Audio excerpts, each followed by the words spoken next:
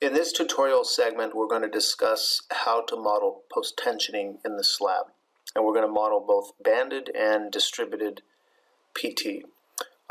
We're going to manually enter the PT, and we're going to use precompression requirements as the basis for the manual entry. And we'll assume CG values from the top of the slab, or the top fiber over support, and from the bottom fiber at midspan, and then the anchors being 1/2 the depth of the slab. So we're also going to consider the fact that we have beams, and we're going to assume that the beams are participating and are post-tensioned. So we may not want to max drapes out, but we're going to assume that to begin, and then in the course of the design we can always modify the drape of the beam if we have too much uplift or reversal of stress that might be harmful just to the design. So to start, we know that for this particular strip, for example, the required precompression is going to, or the required number of strands or total force will be a function of the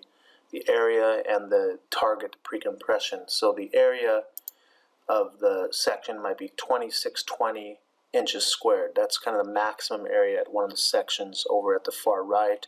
And this is a fairly prismatic strip, so the area at the far left, if we were to go to one of those section cuts, you can see this area is 1980. So it's pretty close. This is in a location where there is no beam. Obviously it's much smaller, but if we go to one of the section cuts at the beam, we get 2620 on the far right and 2550. So they're pretty close over the beam, which means that if we assume that we want to target a precompression of 150 for this zone, we need 15 strands. We're going to take 150 times 2620, and that equals 330 kips divided by an effective force of 27 kips per strand. That's essentially a 1/2 inch diameter, unbonded monostrand, effective force anywhere from, let's say, 26 to 27 kips, or 118 kilonewton equivalent for SI, and we'll target 15 strands on this particular line. So we'll go ahead and do that. We'll go to tendon. Under tendon heights, we want to dictate the default tendon heights from top fiber and bottom, and then we'll use 2 and 2.5 for the beams. And then we'll just go ahead and add a tendon. And we can add 2 tendons, we could add 1, we could add 15, we could represent half of them. But here we're just going to add 1 tendon line equal to 15 strands. And I usually like to add those off of the support line, that way it doesn't conflict when you're trying to select the support line. So I'll start at the left end, and I'll turn on the snap orthogonal, and then I'm just going to snap near supports. So you can see if I move away from that, you can see this green line, which is actually the spline. It's a representation of the spline, or the curvature of the tendon should I snap at this location, and it's there to give the user an idea or an approximation of where the tendon would end up if you snap at that point. We're going to keep the y coordinate of this tendon at the same point, meaning the tendon is essentially linear. There's no in-plane curvature, so you don't see any curvature for this particular tendon. Now if I move one of these points, now you see curvature because we're using, under tendon settings, we're using spline tendons. You can turn that off and have everything linearized, or you can actually represent curvature in plane for the tendons if you need to, using the spline option. So we'll go ahead and just undo. You'll notice I have a live and a dead end representation for the cable. If I double click, we're going to set this equal to 15 strands. They're 1/2 inch diameter strands. And if I go to system friction, you can see they're unbonded. Those can be changed also to bonded if you're using a bonded system. The stressing we're assuming is 27 kips per strand, or you can have the program calculate the short-term losses for you if you select calculated force method with a lump sum of long-term loss. We'll use effective force. And then for the shape of the cable, we have to we have to define the shape. So the only modification we'll make is we'll make this a straight shape at the far left end where the tendon exits out of the slab. So we'll go to straight, and this will become 4, and this is just straight in, and it starts into the drape. Again, we're maxing out the drape, and we can make refinements in the course of the design. So we'll know, whether or not we have too much balancing, or we have a reversal of stress, for example, based on so much drape in these beams. Okay, so there's tendon 1.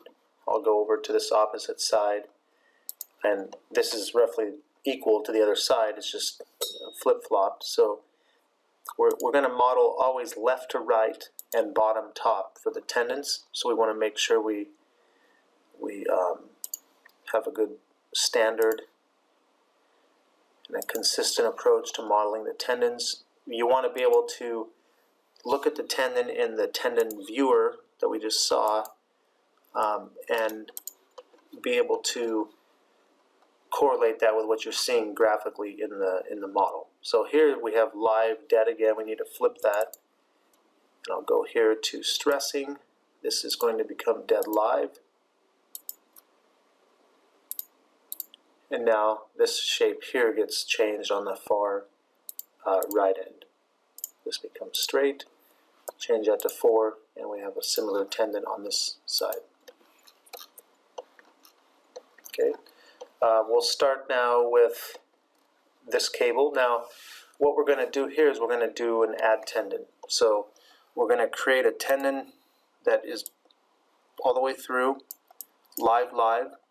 It's going to be based on the requirement of P/A for this throat area where it reduces down in section, and then we're going to add tendons here and add a tendon here, because this is roughly 2 times the area on the ends. So I'll just double click on one of these sections in this throat region, and you can see that the area is 2470. Okay, so and that actually includes a beam. Those beams aren't technically post-tensioned. So what I want to do, you can see this, if I double click on this section cut, this includes that beam stem, and this is 2480. So we know that the width is 262 inches, and the slab depth is 8 inches. So we'll take 262.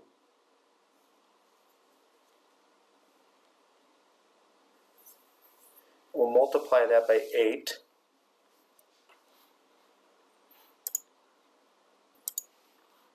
Okay, so the area is 2,096 inches squared. If I multiply that by 150, that's my precompression I'm targeting, and I divide that by 1,000, you get 315 kips. That's the requirement. So we'll go ahead and take 315 divide by 27 kips per tendon, and we need 12 strands in the throat. In the other region outside of the throat, we have 423 wide section. So we'll take 423, and we'll multiply that by, again, the thickness, which is 8 inches, and multiply that by 150.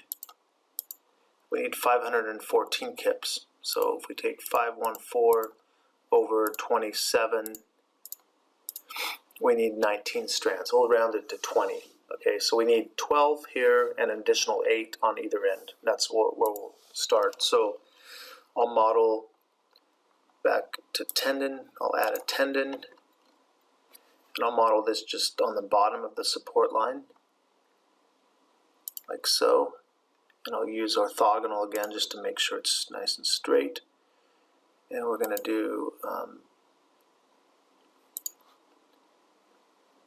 snap on our control points. Here I'm going to turn off orthogonal just so I can snap, for example, somewhere, let's say, down here. And then I'll turn orthogonal back on. And I'm actually just going to go all the way across. This will be a straight shape because we have so many walls there. And then I'll go back to non-orthogonal so that I can, again, maybe align this with these columns. Back to orthogonal. We'll end here. So we'll add a couple more points. And then I'll end by selecting perpendicular to the slab edge. Okay, so this becomes our tendon. Now, this is an idea where we have this curvature based on this spline setting that we're using. So again, if we wanted to bring this back in and we wanted to use splines, we could add swerve points. We have additional videos on the use of swerve points where we can right click, add a swerve point, and then we use those to control the in-plane curvature of a tendon. I'm just going to set this back to modeling these as linear, just for the sake of the example here. And if I double click, you'll notice this, we show a dead end here. We're going to go to stressing. We'll change this to live. We'll set this to 12 strands, we said. And then we need to change the profile. Now this profile here in the middle obviously is the most glaring in terms of requiring a change. We'll set that to straight. Now that is okay. On the ends we have, again, a straight shape. We'll set that to 4 and 4. And then the drape here, this is not a beam, this is a slab. So we might actually make a modification to the low point from 2.5 to 1. And also from the high point, we'll say 1 here. And I'll go back and just modify that back to 4. I'll modify this end to a straight shape. And we have 4 and 4 there. And we'll say OK.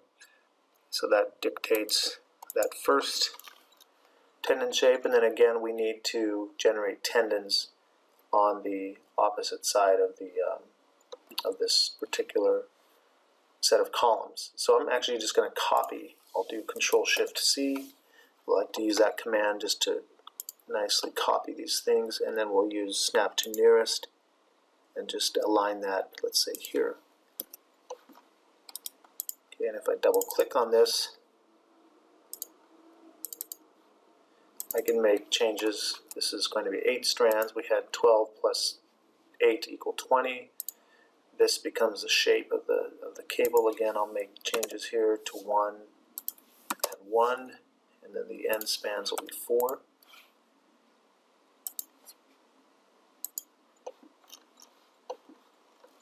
We'll do the same thing here. We'll do Control-Shift-C. I'll turn off Snap to Nearest just so I can select that a little bit easier and turn it back on to insert it. Okay, now in this case I'm going to use a different tool to modify the CGs. If I turn on the tendon editor, this will automatically show and display the CG, and I can modify the CG based on these settings. So here I'm going to say the CG is 1, and I'll just click on the points that I want this to be 1 at, and it happens to be the low point, the high point, and I can also just window select. Okay, this really needs to be 4. That's our end span, so this is 4 and 4. And then on this end, this is going to be, I believe, 6. Okay, so we'll say this is 6. Oops, we're going to apply that.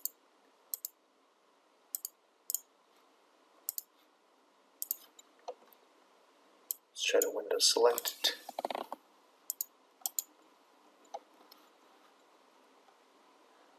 So what's going on here? Let me exit out of that. This needs to be 6.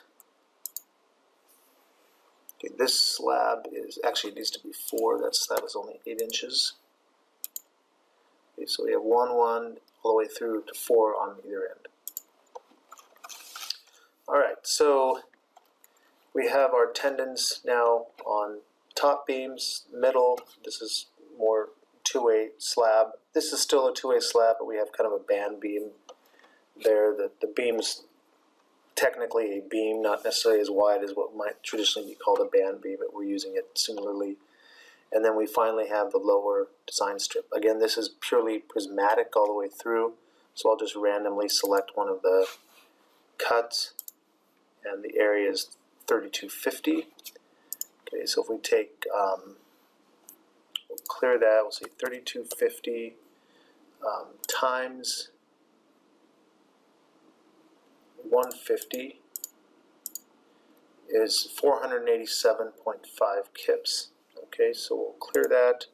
We take 487.5 and we divide it by 27. We get 18 strands.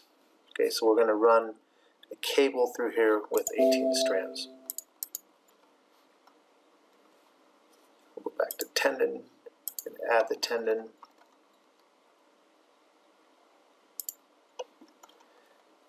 And again, I'll use snap orthogonal just to align it.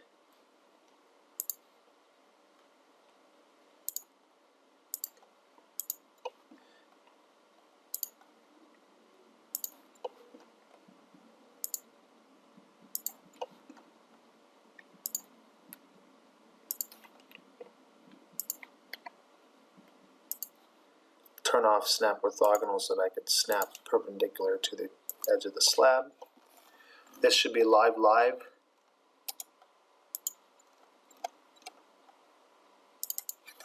Okay, so this is, let me say 18 strands, 27 kips for the effective force. We're going to set this equal to straight on both ends. Okay, this is 4 and 4. We're using that 2.5 2 CG because it's a beam.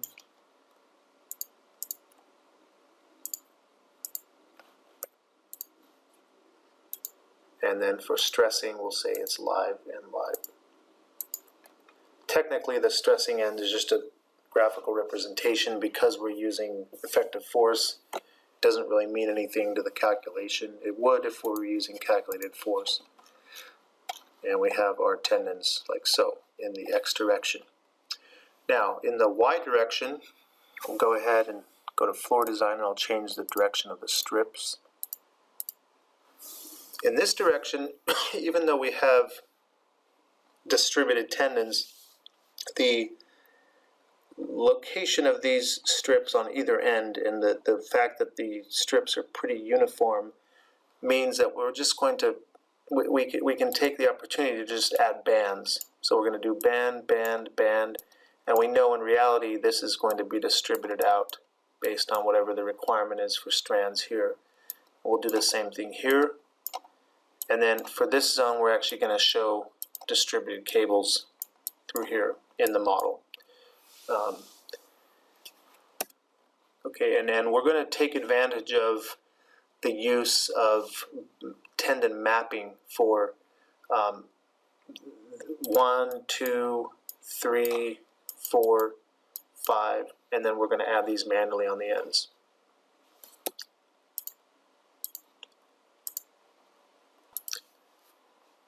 So we'll start by adding these tendons. We know that in the other direction, if I turn the tendons on, the tributary for this tendon here is roughly the same as this one, so I'll just basically copy it. We need 15 strands. I'll go from bottom up, and here again we're going to add these manually. So we'll start down at the bottom and using snap to nearest and also snap orthogonal. Do something like this, where we have a small cantilever on the top end. I want to turn off snap orthogonal so I can snap perpendicular to the edge. Okay, and we have, again, the bottom end will be the dead end, so I'll change that to 15 strands. Stressing will be dead live, and then the shape of the tendon will say here this is going to be straight.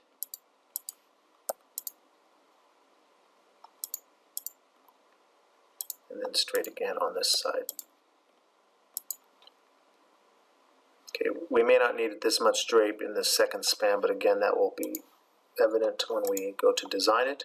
And now I'm just going to take this Control-Shift-C, and I'll just copy based on this reference point, center of column. And I can use the snap endpoint to locate that, and I'll go ahead and just add that tendon here. Okay, and then double clicking on the tendon, we may want to just verify the shape here. It looks identical. Here we can actually copy without any negative side effects like mirroring or rotating would show like a reverse in what you're seeing in the tendon property window versus what you're seeing on screen. So that is not always conducive to being able to cleanly see and understand what you're modeling. Okay, so we use just the manual input again, that method for the two beams. Now we're going to use what's called tendon mapping for these tendons here. And we'll select all four. We're going to go to Map Banded Tendon. We're going to use the design strip width as the target tributary. And we'll put in our targets for minimum precompression and balance loading. We want to idealize the tendons with a 1 foot offset either side of the strip. The assumed effective force, again, will be 27 kips. The end span, the first and last spans, are going to be cantilevered down, and then the interior spans will be reverse parabola. And we have just the default inflection points that can be modified here, or we can leave them as they are. We'll leave them as is, select OK, and you'll notice that the program will generate tendons straddling either side of the support line for these strips. And if we double click on one of those cables, you can see we need 21 strands per line. Now, this seems a little bit high. If we take 21 times 2, that's 42 strands. And the reason that's happening is because one of the design cuts may be passing through a beam. And or the beam, let's say the beam depth multiplied by this width results in that particular requirement, which isn't technically correct. So what I'll do is double click on a strip. This is 360 by 8 inches. So if we take 360 times 8, I get 2,880 times 150. We need 432 kips. Okay, so we'll take 432 divided by 27 just to check. We really just need 16. So what I'll do, and that's consistent between 1, 2, 3, 4 support lines. I'll take this and we're going to select those cables, and I'm going to modify the selection.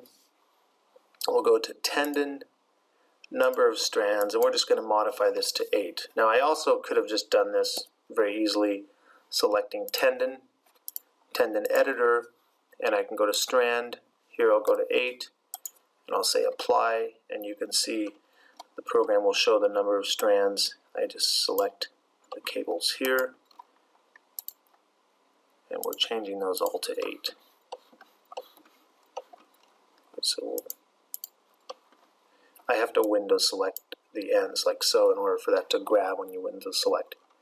Okay, so again, the reason that happened is because of the presence of the beams, and the beams being part of that calculation trying to dictate the number of strands. So we want to back check that if we have beams. So now we have 8 and 8 on each one of those strips. If I double click on the tendon again, we want to make sure that we have the proper geometry. So we have a cantilever down shape into this reverse parabolic shape. And again, you can see that we're not maxing out the drapes. The program has actually done some balancing for us. It's actually pushed this cable from 2.5 to 3.25. So if we assume that we're using 1, we're going to use 1 and 1.75, let's say. And what I'll do is I'm going to use the tendon editor again to manipulate this. So we're going to say the CG we're going to say is 1. I'll change these to 1. Come over here and I'll just change those to 1. over the supports, we have to be careful we don't select this one because that legitimately needs to be 2, so I'll kind of focus in there and change those to 1 and 1 here.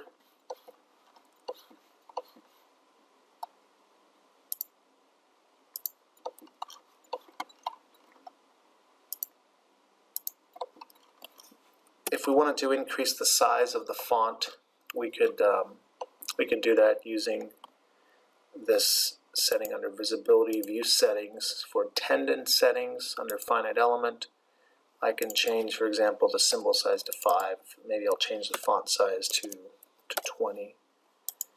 Okay, and that helps us see that value a little more cleanly. Going back to Tendon, I'll go to the Tendon editor again. You can see the font size has changed. So the other font size we're going to change is 1.75. This is easy to just window select, and again I'll change the supports to 1, and I have to be careful not to select the wrong button here or the wrong control point. Here we're going to change this to 1 and 1.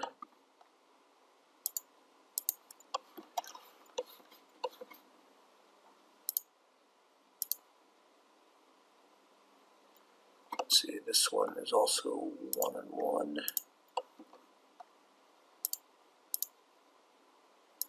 Now I'm post modifying this because I didn't change the tendon height settings prior to banding or mapping the banded tendons.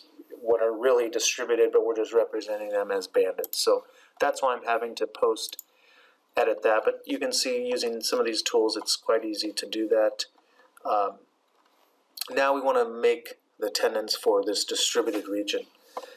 And here we're going to map distributed cables. So I want to generate what's called a master tendon. The master tendon will be from this location, and I'll use, again, snap to nearest to select a tendon here. It'll be perpendicular to this band, and it will be anchored somewhere here on this core. I'll flip the stressing end to live dead, and our assumption is we're going to use 2 cables per distributed line. Okay, and the program will space those accordingly based on the target balance loading and target precompression. So the number of strands is 2. The shape we're going to use is cantilever down, and for this we'll use a reverse parabola that goes up from 2.5. We'll change this to 1 and 1 here, something like that. Okay, so that's our master tendon. We define the master first, and then we use map distributed. And here we're going to use a similar target, 150 to 300. Because we only have one span, the program locks this unless we select reverse parabola. Then we can balance based on the reverse parabolic shape. We'll again say 50 to 90. We're going to enforce 8 times slab thickness in terms of the spacing, or we can use a maximum spacing of so many feet. If I select OK, the program will ask to select point 1 of 3. So it's mapping point 1, 2, and 3 over a range. The first point in that range we're going to say will be here. This is point 1, point 2, and point 3. And the program produces distributed cables over that range based on that input. And you can see there's quite a bit of difference between technically modeling every specific distributed cable versus just representing them as bands. And we could have represented these also as bands within this each of these tributaries. So let's go ahead and go to floor design. I'm going to turn off the strips and the tributaries, and we are now left with this tendon layout. If we go to visibility, render model, we'll rotate that, and it's always nice to be able to see the tendons in this view just to make sure they look as we had intended, and there's no strange shapes. Let's say on the anchors, that's usually where that happens, where we might have a kink in a tendon where we didn't modify the end, kind of a short end span or a short cantilever. I'm going to turn off the walls and the columns, and then I will scale this vertically by a factor of 3, and this allows us to see the tendon shape more closely. Okay, so this is what our tendon layout currently looks like. That will conclude this segment for this multi-segment tutorial. If you have any questions, please contact us at support@adaptsoft.com. Thank you.